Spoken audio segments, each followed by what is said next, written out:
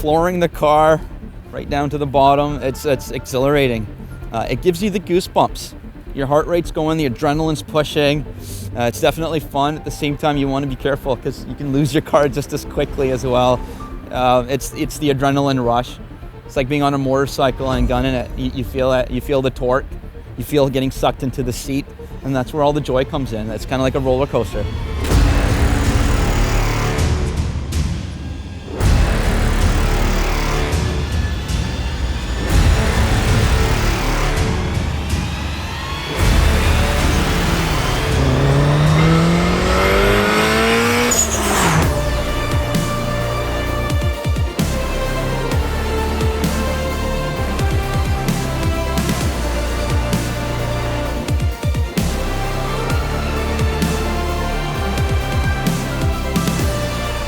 Hi, my name is Chris, and this is my 2013 Subaru WRX STi.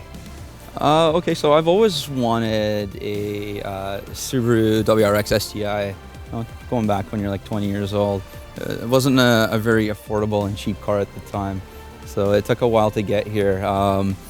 I come from a background of driving a lot of the Toyota MR2s, and a few years ago I had a pretty bad accident.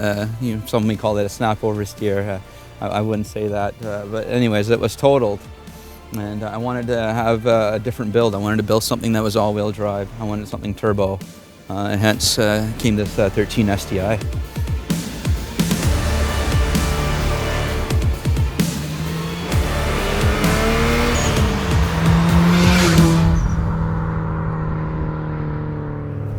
All right, you guys, welcome back to the channel. Okay, here is an incredibly special STi. We've met up with Chris here, fellow MR2 turbo owner. Actually, he's owned multiple MR2 turbos. He's been in the MR2 game for a long time, much longer than I've been doing YouTube. So there's a certain level of respect that I have for a fellow MR2 owner like that. Not only is he into MR2s, but after certain kind of life experiences, put cars and what you want out of a car into perspective, he has landed himself here into a 2013 Subaru Impreza STi, of the kind of, honestly, the first generation of STi that was not totally loved, especially from a visual standpoint. I've talked to a lot of people, and the general consensus online with Subaru fans is like, okay, this isn't the greatest looking STi when compared to, let's say, a GC8, the loved Hawkeyes, Blob Eyes, and STIs like that. But at the same time, now, here in 2021, this is like one of the best bargains you can possibly find as far as an all-wheel drive turbo car goes. And Chris has taken this car to the max. I mean, even up until just this point, getting into the car on the shoot, he's showing me things that I didn't even know this car had, or that he did the mods on it. So, as you guys can see right here on the interior, he's got the access port, cop access port up here on the left, which we are running full E85 right now. He's also got an aftermarket Android unit here, which displays basically anything. You've got Spotify, you've got Waze, you can watch YouTube on it. It's, somewhat controversial, but, Chris is a responsible automotive enthusiast, so obviously you're not, in this review, I'm not going to be pulling up a YouTube video and whatnot.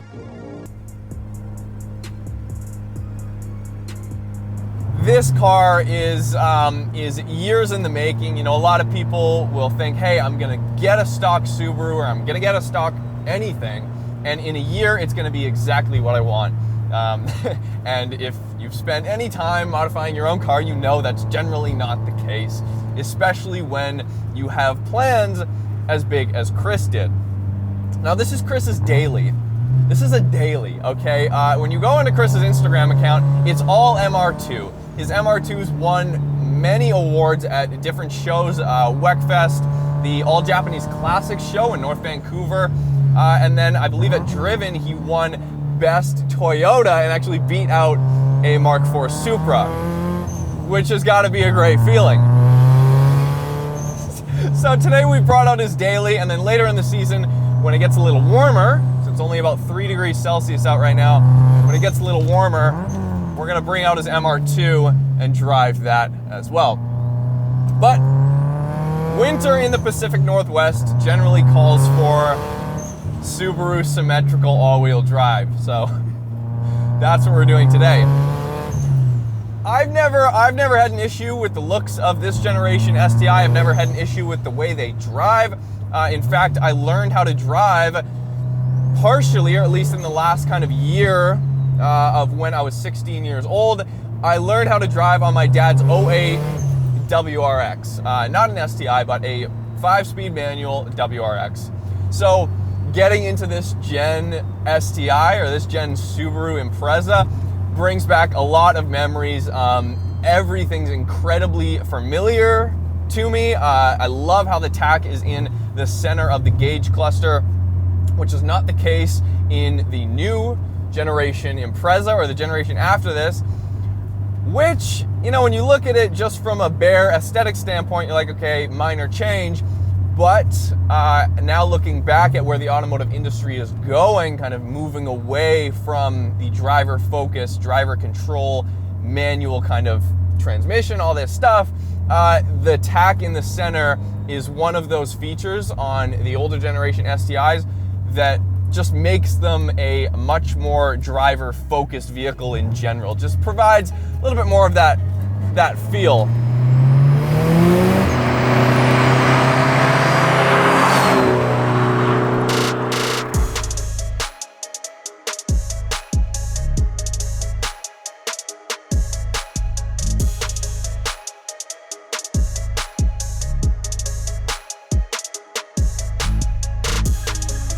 This is my daily car. I initially didn't think that I was going to build it the way it is right now. Over time, enjoying the car and the feel, I just always wanted a little bit more, just an inch at a time.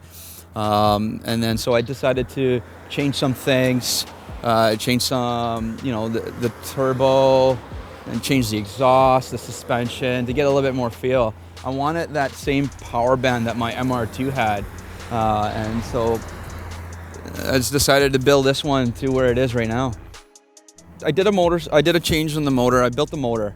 I took out the original motor, which had about 75,000 original kilometers, and there was absolutely nothing wrong with the motor.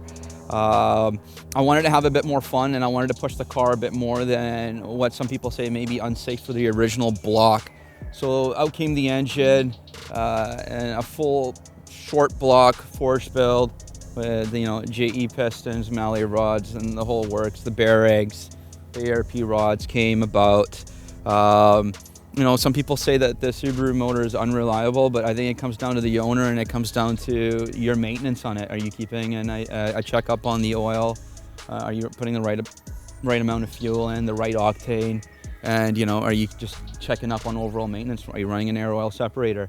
Anyone who's got an EJ, don't be afraid of doing it. Keeping it stock and having it properly tuned will also last a long time. I've never had any issues from the original motor to this built one. So the car is currently dynoed at 450-ish horsepower on ethanol E85. It did require a little bit of work to get that at level. You had to run bigger injectors. I'm running 1300cc ID injectors. I am running a bigger fuel pump, 340 AEM. I'm running a Cobb Flex fuel sensor. And with all those components meshed together, you're able to up the boost a bit and get more potential out of your engine. And with a forged build, you know that the pistons and rods will be able to take that extra boost. So the biggest mystery here is everybody wants to know what turbo's in this car. It's got a Force Performance FP Blue ball bearing Zona turbo. It's custom done. It's got the Spectrum Motorsports mod T51R mod to it.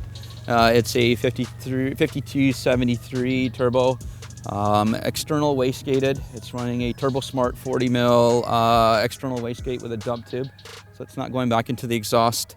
Yeah, that's the turbo. It's been great. It spins good. It sounds amazing, and you'll see.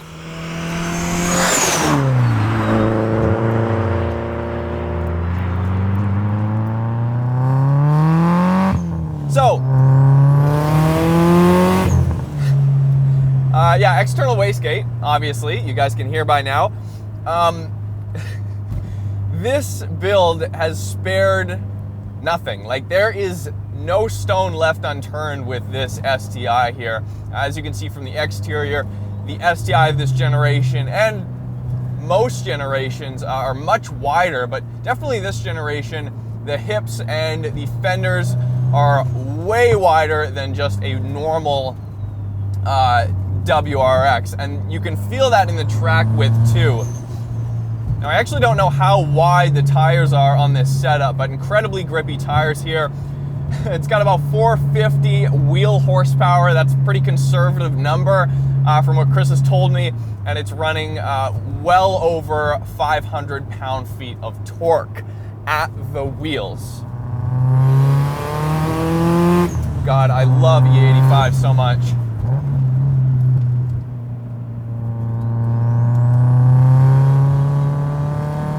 Incredibly direct steering. I haven't even gone full throttle yet. We'll get there though, we'll get there.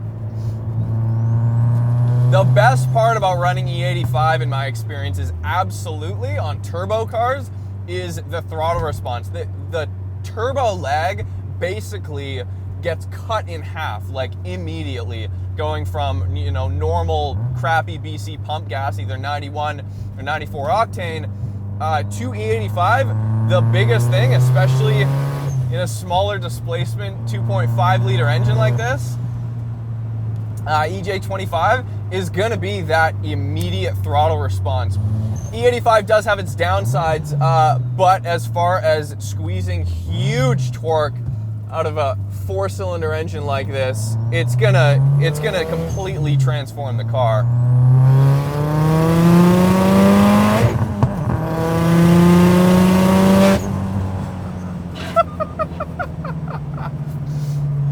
Little bit of rubbing there.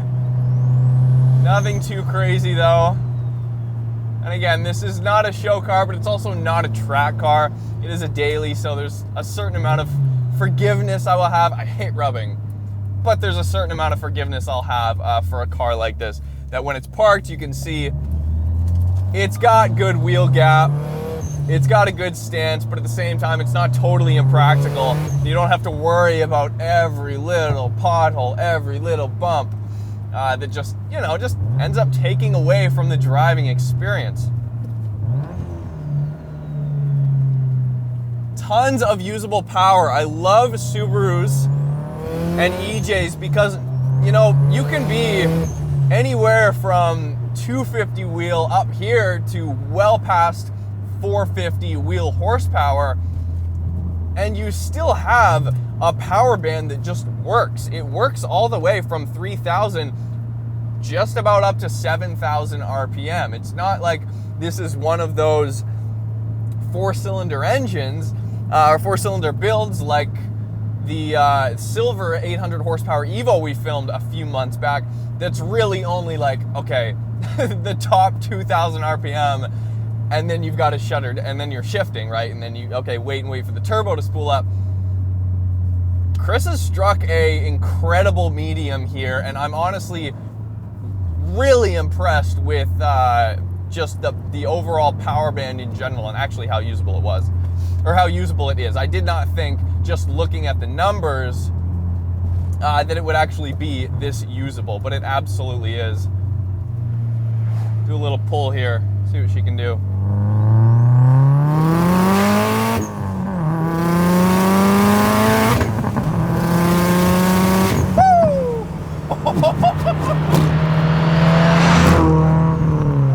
As we pass a motorcycle gang, that probably ruined the sound a little bit, as Harleys usually do.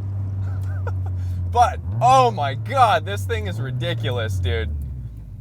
Chris, you have built, you know, this car just works.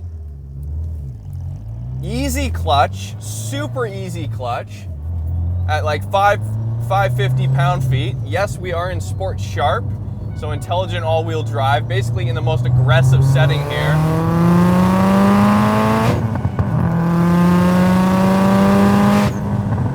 Yeah, this thing's ridiculous, dude. this.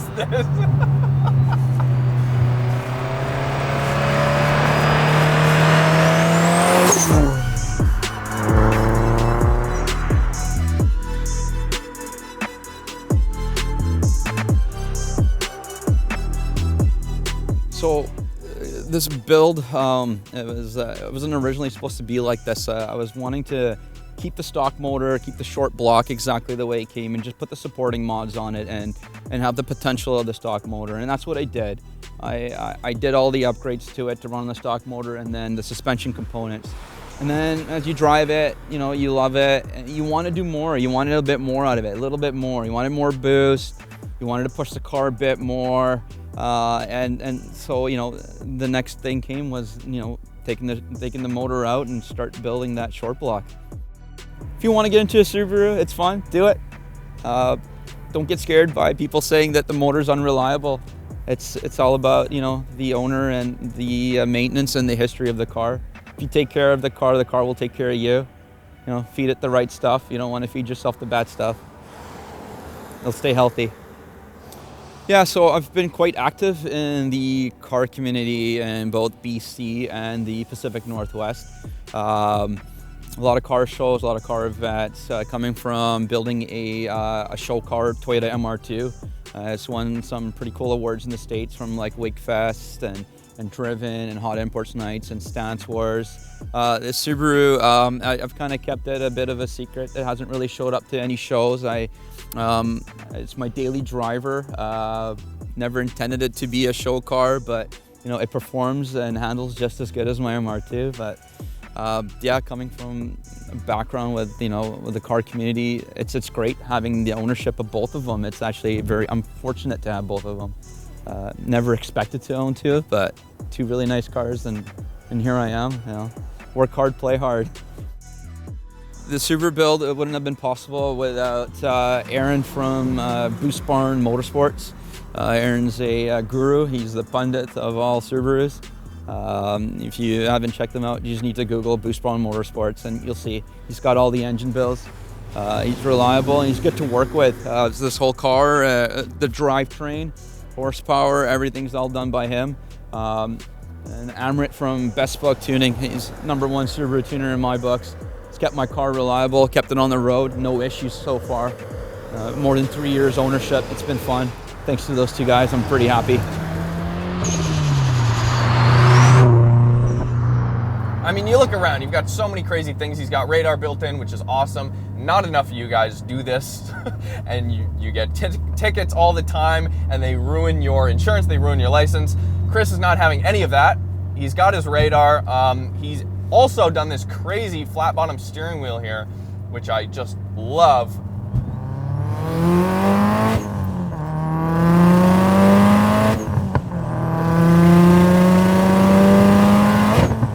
Okay, shutting her down.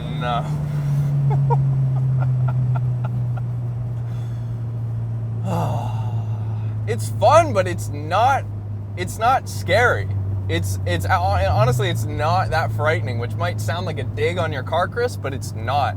It's absolutely not. A fast car that's controllable in the long run is just more fun than a car that is unpredictable and might, you know, make you make mistakes that you don't have control over. And it feels safe, it feels planted, there's no wheel spin. It is just hook up and go.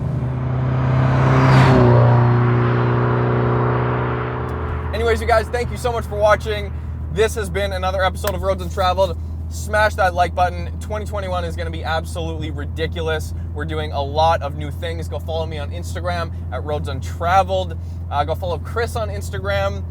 We haven't been able to get down to the States in the past year. Actually, honestly, in my entire adult life, this has been the longest that I have not been to the United States, which kind of sucks. But it also means when the border opens up, like, we have a list of people, you know, Washington, Oregon, California, and companies and tuners in, you know, Georgia, Florida, everywhere in the States that we're gonna film with, and we're gonna do basically a big lap of the US once the border opens. So if you have any cars, you know, for the time being here in BC, hit me up on Instagram. Let's make it happen. Let's shoot some epic videos this summer. And if you haven't already, hit the subscribe button to keep up to date. Hit the notification bell too. I know a lot of you guys are not getting notifications on our videos, but if you don't want to miss any of our future episodes on crazy modded cars like this, just hit that bell, and we'll see you next time.